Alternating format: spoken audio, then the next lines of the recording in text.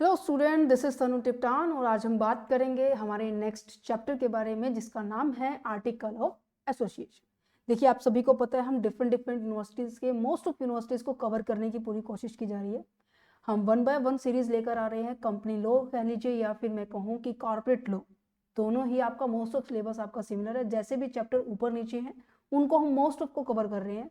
Series आपको channel पर visit करेंगे। Company law and corporate law 2025 2026 के नाम से प्लेलिस्ट का नाम है, वहाँ पे आप पूरी सीरीज देख सकते हैं कि इवन आपका जो फर्स्ट चैप्टर था, सेकंड चैप्टर था टाइप ऑफ कंपनी के ऊपर, देन हमने private company and public company के बारे में डिस्कस किया। फॉर्मेशन, प्रमोशन एंड इनकॉर्पोरेशन क्या है, फॉर्मेशन के ऊपर एक अपना सेपरेट एक चैप्टर भी है, वो भी हमने बिल्कुल इन डेप्थ में डिस्कस किया था। देन उसके बाद हमने मेमोरेंडम ऑफ एसोसिएशंस, मेमोरेंडम मतलब हर एक चीजें इसके चैप्टर्स के अंदर डिस्कस की थी। आज हम फाइनली पहुंच गए हैं आर्टिकल ऑफ एसोसिएशन पे।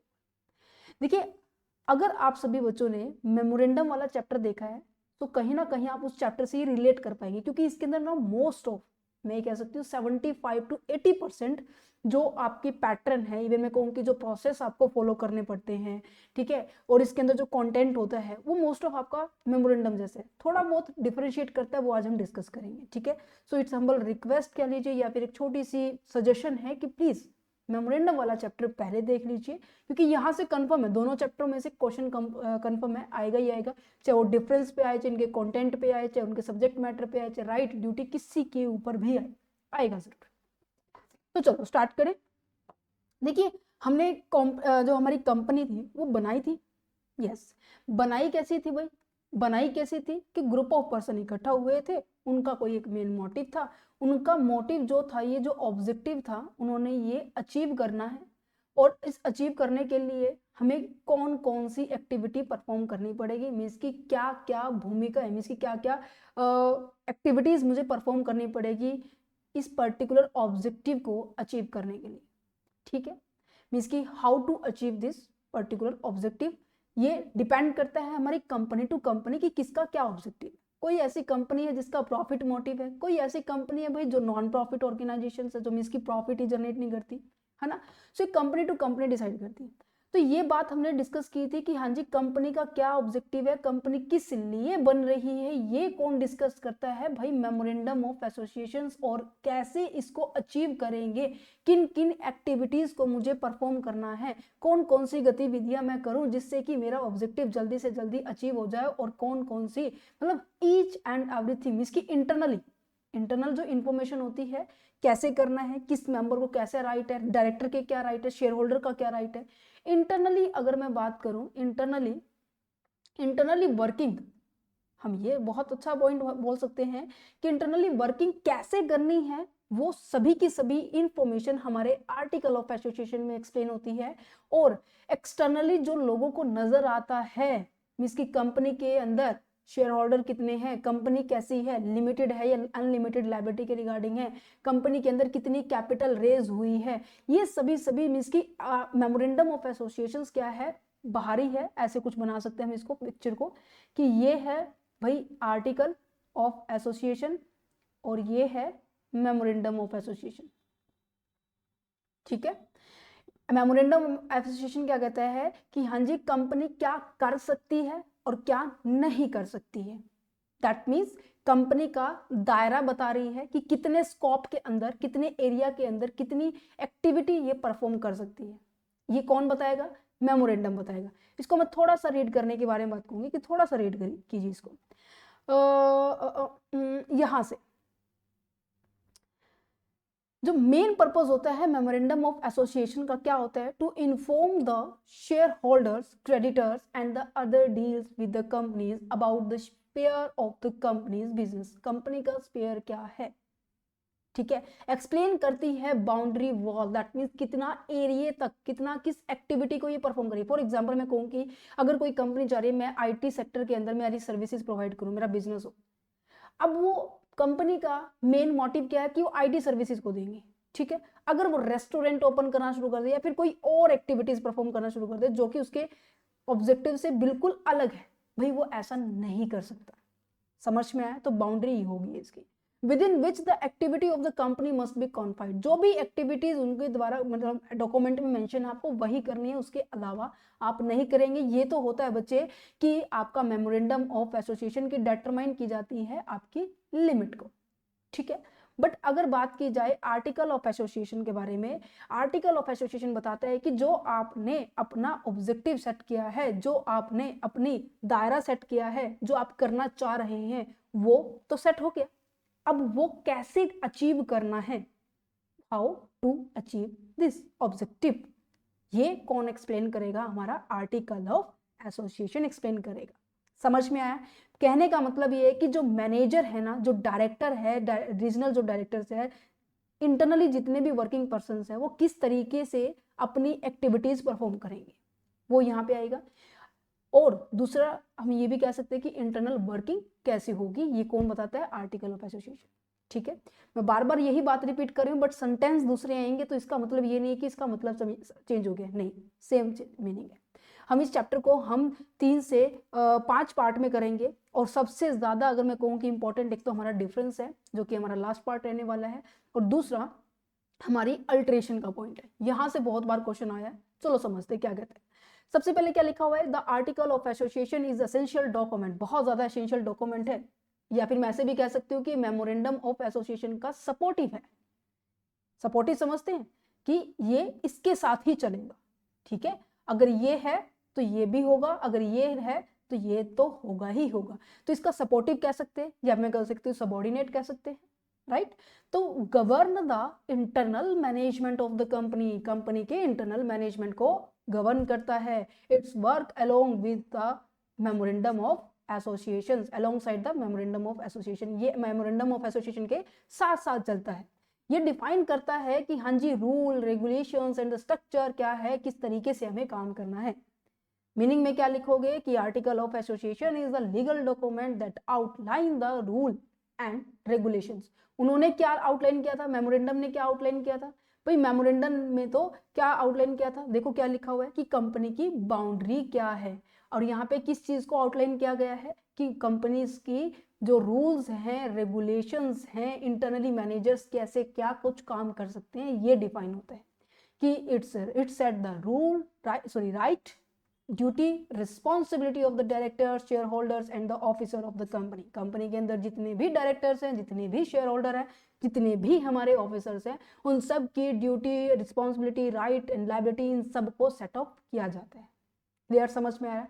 डेफिनेशन जरूर लिखनी है, मैंने हर चैप्टर में लिखी हुई है और इस तरीके से एक्सप्लेन की है, जो अभी हमने डिस्कस किया है वही शब्द जो डेफिनेशन में है। क्या लिखा हुआ है कि the article of associations are the regulations of the internal management of the company and are the subordinate to the memorandum of association। क्या हमने यही डिस्कस किया अभी तक? यस। नेक्स्ट डेफिनेशन भी आप इसको रीड कर सकते हैं, जैसे भी आपको सुटेबल लगे, कोई भी एक डेफिनेशन तो जरूर याद करके जानी, ठीक है। ओके, अब तो याद कहाँ, हमें समझ में आ गई है। चलो तो फिर कैरेक्टरिस्टिक्स की ओर बढ़ते हैं। कैरेक्टरिस्टिक्स क्या है, देखिए हम फर्स्ट पार्ट के अंदर हम क्या क्या डिस्कस करने वाले हैं। हम इसके meaning, definition, characteristics, objective and obligations to the registrar article of the association, right. तो हम हमारे थर्ड टॉपिक पे पहुंच चुके हैं। कैरेक्टरिस्टिक्स क्या है कि ये इंटरनल जो हमारी कंपनी होती है उसको देखभाल करती है कि हाँ जी जो काम हो रहा है ठीक ढंग से हो रहा है, नहीं हो रहा। यस, ये कंट्रोल करती है इंटरनल ऑपरेशंस को एंड मैनेजमेंट को। तो हम ये कह सकते हैं कि इंटरनल गवर्नेंस डॉक्यूमेंट है, राइट। अच्छा जी, दूसरा कहते हैं कि subordinate to the memorandum of association, means की सपोर्टिव है, मेमोरेंडम एसोसिएशन को सपोर्ट करता है कि हाँ जी मेमोरेंडम ने तो बता दिया कि भाई तुम्हारा ऑब्जेक्टिव ये है, भाई कैसे ऑब्जेक्टिव को अचीव करना है ये कौन बताएगा, आर्टिकल बताएगा। दैट्स अ रीजन कि ये सबॉर्डिनेट है, ठीक है। और हाँ, एक बात और ध्यान रखना हमेशा कि आर्टिकल ऑफ एसोसिएशन कभी भी वो एक्टिविटीज ये नहीं बताएगा कि मींस की डॉक्यूमेंट में ये ऐसा कुछ नहीं लिखा होगा जो कि क्रॉस करता होगा एमओए को। कहने का मतलब ये है कि इसके अंदर जितनी भी इंफॉर्मेशन होगी ना, वो सारी की सारी इंफॉर्मेशन कहीं ना कहीं मोस्ट ऑफ यहाँ पे एमओए के अंदर भी कवर होती होगी। समझ में आया या नहीं आया? कहते बिल्कुल आ गया। चलो तो फिर नेक्स्ट कहते हैं कि डिफाइन द कंपनी स्ट्रक्चर। भी कंपनी का स्ट्रक्चर क्या है, जैसे मैं कहूँ कि पहले सबसे पहले मान लीजिए एक टॉप मैनेजर है, इसके अंडर 2 व्यक्ति काम करते हैं, फिर इनके अंडर फिर 3 व्यक्ति काम करते हैं, ये देखो, ये ट्री दिखाई दे रहा है, बना रही हूँ जो मैं, यस ऑफ कोर्स। तो यहाँ पर देखो ये मेन अथॉरिटी है, इन्होंने इसको काम दिया, ये नीचे वालों को काम देंगे। तो यहाँ पर सबके right, duty, responsibility, power, limitation हर एक को पता होती है, क्लियर कट पता होती है। तो यहाँ पर मेरा देखो क्या नजर आ रहा है, ये कंपनी का स्ट्रक्चर ही तो नजर आ रहा है कि भाई ये टॉप मैनेजर है, ये बीच के मिडल है, ये नीचे के जो है लोअर मैनेजर है, ये स्ट्रक्चर ही तो कहेंगे। तो कंपनी का जो स्ट्रक्चर है वो भी तो डिफाइन होता है या नहीं होता? बिल्कुल होता है, समझ में आ गया। बाइंडिंग का कॉन्ट्रैक्ट, बाइंडिंग का कॉन्ट्रैक्ट का मतलब क्या है? देखिए सबसे पहले ना एमओए डिपॉजिट होता है, मैंने आपको ना फॉर्मेशन एंड इनकॉर्पोरेशन वाले चैप्टर के अंदर डिस्कस किया था। जब हम कंपनी को इनकॉर्पोरेटेड करते हैं ना, जो प्रमोटर की जो ड्यूटी होती है ना, कि सबसे पहले तो क्या करता है वो, प्रमोशन की जो प्रोसेस होती है ना उसको कंप्लीट करता है। मैं आपको जस्ट अ सेकेंड, यहाँ पे जो प्रमोशन सबसे पहले किसकी एक्टिविटी होती है, प्रमोशन की होती है। फिर इनकॉर्पोरेशन के अंदर ना सबसे पहले मेरे पास एमओए होना चाहिए, ठीक है। एमओए अगर मेरा तैयार हो जाता है तो फिर मैं एओए तैयार करती हूँ, आर्टिकल ऑफ एसोसिएशन, ठीक है, समझ पा रहे हैं। तो जैसे ही कंपनी एग्जिस्टेंस में आएगी, ठीक है, कंपनी जो भी काम करेगी उसके लिए कंपनी फिर खुद लाइबल होगी इन केस, फॉर एग्जाम्पल, छोटा सा एग्जाम्पल अगर मैं दूं कि जैसे कि यहाँ पे इन्वेस्टर्स है, ठीक है, इन्वेस्टर से पैसा रेज किया कंपनी ने, इन्होंने कंपनी को पैसा दे दिया। अब यहाँ पर पैसे को कहीं और यूज कर लिया, जो आपको डॉक्यूमेंट में मेंशन था कि हाँ जी पैसे को ना हमारे बिजनेस में, इंफ्रास्ट्रक्चर में लगाएंगे, ठीक है, मार्केट में लगा देंगे जिससे कि रिटर्न ज्यादा आएगा, ठीक है, बट उन्होंने वहां नहीं लगाया, कहीं और लगा दिया। अब जैसे ही कभी भी कंपनी एग्जिस्टेंस में आ जाती है और फिर वो कोई भी एक्टिविटी परफॉर्म करे, उसके लिए कंपनी खुद लाइबल होती है, कोई और लाइबल नहीं होगा। समझ में आया? ठीक है, तो दैट्स द रीजन यहाँ पे क्या लिखा हुआ है कि बाइंडिंग द कॉन्ट्रैक्ट, ये जब भी एग्जिस्टेंस में आ जाती है तो कोई भी काम कर रही है तो एक लीगल कॉन्ट्रैक्ट बन जाता है कंपनी और उसके मेंबर्स के बीच में। अगर कंपनी क्या कर रही है, आउट ऑफ द बाउंड्री कोई भी काम कर रही है, तो वो कंपनी खुद लाइबल होती है उस पर्टिकुलर एक्टिविटी को रिगार्डिंग। समझ में आया? ठीक है जी। कैन बी अल्टर, यस कर सकते हैं, बट जैसे कि एमओए के अंदर क्या था, एमओए के अंदर क्या था कि भाई इसको अल्टर तो कर सकते हैं बट बहुत ज्यादा प्रोसेस, लेंथी प्रोसेस होती थी कि भाई बोर्ड ऑफ डायरेक्टर को मीटिंग अटेंड करनी पड़ेगी, बुलानी पड़ेगी, फिर शेयर होल्डर के लिए जनरल मीटिंग अपना डेट सेट करना पड़ेगा, उसके अंदर फिर 75 स्पेशल रेजोल्यूशन पास करना पड़ेगा। अगर सारे एग्री हो गए तो, या फिर 75% एग्री हो गए तो भी अल्टर कर सकते हैं, अदरवाइज नहीं कर सकते। क्या यही था? बिल्कुल यही था। बट यहाँ पे ऐसा इतना लंबा प्रोसेस नहीं है, छोटू सा प्रोसेस है, वो आगे हम डिस्कस करेंगे, ठीक है, समझ पा रहे हैं? तो अल्टरेशन करना एमओए के कंपैरिजन में यहाँ थोड़ा सा इजी रहता है, ठीक है। Govern by the company act, ये कंपनी एक्ट के द्वारा गवर्न की जाती है, तो यहाँ पे इसकी कैरेक्टरिस्टिक्स आ गई होगी समझ में। चलो, तो अगर ये समझ में आ गए तो ऑब्जेक्टिव एंड द फंक्शंस बिल्कुल जल्दी से समझ में आएंगे। सबसे पहला पॉइंट यही है कि इंटरनल रूल्स होते हैं, डे टू डे जितनी भी प्रॉब्लम्स होती है उनको ओवरकम किया जाता है, रेगुलेट करती है शेयर होल्डर्स के राइट्स को, गाइडेंस करती है डायरेक्टर्स को कि हाँ जी डायरेक्टर जी आपकी क्या पावर है, क्या काम कर सकते हो, सेट करती है जी हाँ जी किस टाइम अपनी मीटिंग होने वाली है, कितनी ड्यूरेशन के बाद मीटिंग होने वाली है, अपने जितना भी बिजनेस का जो ऑपरेशन है उसको स्मूथली रन करने के लिए ये एक आर्टिकल, कहते हैं ना कि इंस्ट्रक्शन है, वो होता है। जैसे कि आप सुबह या फिर मैं कहूँगी शाम को सोने से पहले क्या करते होंगे, उम्मीद करेंगे सब बच्चे करते होंगे कि अपना डे प्लान क्या है, प्रिपेयर करते हैं कि हाँ जी कल मुझे क्या करना है। जैसे जैसे डे जाता है वैसे वैसे अपने प्लान को एग्जीक्यूट करते हैं, राइट। तो अपने डे को particular easily smoothly run up करने के लिए, इवन मैं कहूँ कि हर एक्टिविटीज को सही ढंग से कंप्लीट करने के लिए आपका ये जो प्लान बनाया वो आपको हेल्प करता है, नहीं करता? तो इसी तरीके से आर्टिकल ऑफ एसोसिएशन भी कुछ इसी यही काम करते हैं, ठीक है। अच्छा जी, ऑब्लिगेशन क्या है? To register article of association, कि अगर मेरे को आर्टिकल ऑफ एसोसिएशन मुझे रजिस्ट्रार ऑफ कंपनी के अंदर सबमिट करवाना है तो मुझे क्या क्या मतलब ऑब्लिगेशन है, क्या क्या रिस्पॉन्सिबिलिटी है वो जो मुझे ध्यान रखनी होगी।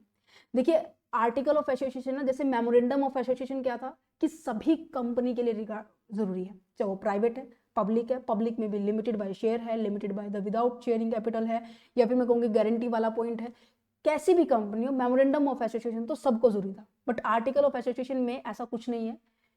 एक कंपनी को छोड़ के बाकी सभी के लिए क्या है, जरूरी है। जैसे कि प्राइवेट कंपनी हो गई है, ठीक है, कंपनी लिमिटेड बाय गारंटी हो गई है, अनलिमिटेड कंपनी के लिए तो बहुत बहुत बहुत ज़्यादा ज़रूरी होती है, ठीक है।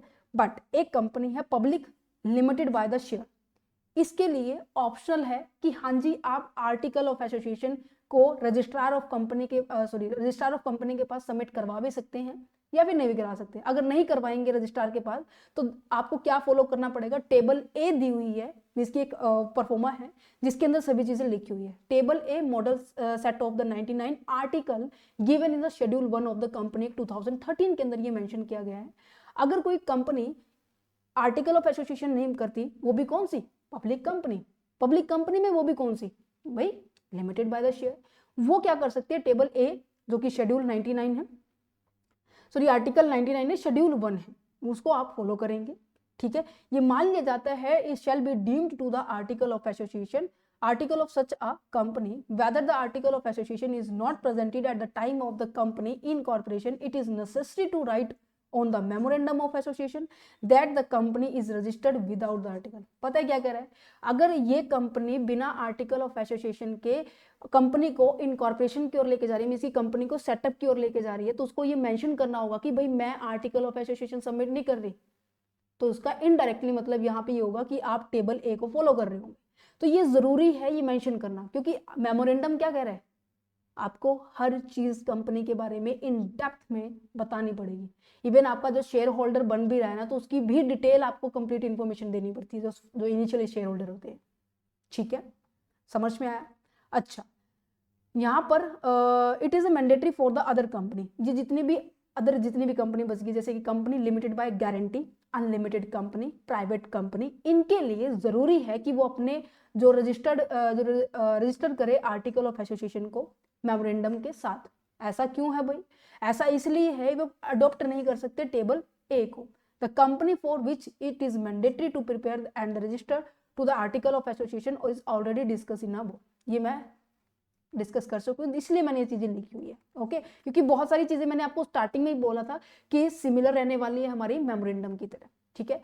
अच्छा, व्हेन टू फाइल, कब फाइल किया जाएगा भाई आर्टिकल ऑफ एसोसिएशन, भाई जब कंपनी इनकॉर्पोरेशन की ओर मतलब आगे और बढ़ती है ना, तो हमें तब एओ को सबमिट करना पड़ता है, कहाँ पर, आरओसी के पास। वेहर इलेक्ट्रॉनिकल भी कर सकते हो, मैनुअल भी कर सकते हो, फॉर्म फिल करना पड़ेगा, सबमिट करवा देना है, ठीक है। लीगल प्रोविजंस क्या है, ये माइंड में रख सकते हैं। सेक्शंस देखो, ये तो आपको याद ही करने पड़ेंगे, सेक्शन 7 सब सेक्शन 1 और close A of the Company Act 2013 required the submission of the AOA at the time of the company register। अगर आपने देखो, मैं आपको बता देती हूँ, यहाँ पे जब इनकॉर्पोरेशन का पॉइंट आता है ना, ठीक है, जब आपको क्या करना पड़ता है, आरओसी से जब आप अप्रूवल लेने जाते हो ना, इसी में थर्ड स्टेप आएगा, आरओसी से जब क्या लेने जाएंगे, अप्रूवल लेने जाएंगे ना, सॉरी यहाँ पे आएगा इसके बाद, तो ये कंपनी क्या, आरओसी क्या करती है, एक गवर्नमेंट ऑफिस है, वो क्या करता है, डिपार्टमेंट है, वो क्या करता है, जो भी कंपनी बनने जा रही है उसकी सारी डिटेल इंफॉर्मेशन को वो चेकआउट करते हैं। दैट्स द रीजन कि सारे के सारे जो प्रिंसिपल डॉक्यूमेंट इनकी रिक्वायरमेंट होती है। अगर किसी में भी कमी रहती है ना, तो ये आरओसी आपको नोटिस भेजेगा कि हाँ जी आपकी यहाँ पे कमी है, इसको करेक्ट कर लीजिए। अगर विद इन टाइम ड्यूरेशन आपने करेक्ट कर ली तो ठीक है, अदरवाइज कंपनी उसकी इनकॉर्पोरेशन के लिए रोक लगा देती है। अच्छा, कई बार ऐसा भी होता है, जरूरी थोड़ी ना कि हर बार गलती मिले, नहीं ऐसा नहीं हो सकता। अगर आरओसी क्या कहते हैं कि हाँ जी बिल्कुल परफेक्ट है, डॉक्यूमेंट सही है, आपका ऑब्जेक्टिव सही है, जो भी आपने आपकी रिक्वायरमेंट थी इस पर्टिकुलर कंपनी को बनाने में आपने सभी फुलफिल कर दिया है, तो आप क्या करेंगे, तो आरओसी क्या करने वाला है, आपको सर्टिफिकेट ऑफ इनकॉर्पोरेशन का, ये जो सर्टिफिकेट इनकॉर्पोरेशन का दे देगा, ठीक है। अगर प्राइवेट कंपनी है तो अपना बिजनेस यहीं से स्टार्ट करना शुरू कर देगी, अगर पब्लिक कंपनी है तो उसे क्या करना पड़ेगा, कैपिटल को रेज करके फिर दोबारा से आरओसी के पास दिखाना पड़ेगा कि देखो हमने 90% सब्सक्रिप्शन कर लिया है, जो कि मिनिमम क्राइटेरिया था। कहते हैं हाँ जी बिल्कुल कर लिया, तो फिर वापस अगेन आरओसी एक और सर्टिफिकेट इशू करेगी, कौन सा, सर्टिफिकेट ऑफ कमेंसमेंट। यहाँ पब्लिक कंपनी के लिए हमें 4 स्टेप जाने पड़ेंगे और प्राइवेट के लिए हमें 3 स्टेप ही जाना पड़ेगा, ठीक है, समझ में आया। तो आपके लिए जो की पॉइंट्स है ये ध्यान रखना कि ये क्या है भाई, ये क्या है, आपकी इंटरनल रूल बुक है, और साथ ही साथ ये दिखाई देता है कि हाँ शेयर होल्डर, डायरेक्टर्स, बिजनेस जो जितने भी रन कर रहे हैं उनकी ड्यूटीज क्या है, ये आपकी की पॉइंट्स को ध्यान में रखना। ये हो जाता है आपका फर्स्ट पार्ट कंप्लीट।